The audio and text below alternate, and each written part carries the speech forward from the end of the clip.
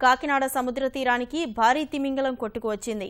15 అడుగుల పొడవున్న ఈ చేప ఓడ రెక్క తగలడం వల్ల చనిపోయిందని స్థానికులు భావిస్తున్నారు. నీటి కాలుష్యం వల్ల చనిపోయి ఉంటుందనే అనుమానాలు ఉన్నాయి. చనిపోయి ఒడ్డుకు వచ్చిన పెద్ద చేపను చూసేందుకు ప్రజలు ఆసక్తి చూపుతున్నారు.